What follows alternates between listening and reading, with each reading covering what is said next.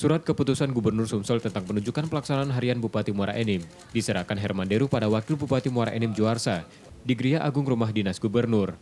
SK tersebut diberikan setelah penetapan tersangka pada Bupati Muara Enim Ahmad Yani oleh KPK atas dugaan suap. Penunjukan PLH tersebut agar roda pemerintahan tetap bisa berjalan normal dan tak mengganggu pelayanan masyarakat di Muara Enim. Gubernur Sumsel mengingatkan, meski sebagai PLH namun wewenang tetap dibatasi untuk kebijakan-kebijakan strategis tetap harus dikonsultasikan pada gubernur.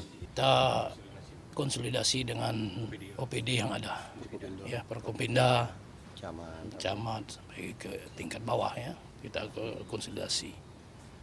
Ya seperti Pak Gubernur sampaikan juga, apapun keputusan adalah kebijakan harus berkoordinasi dengan beliau dan tetap sampai hari ini Bupati Kabupaten Muara Enim masih Bapak Insinyur Haji Ahmad Yani.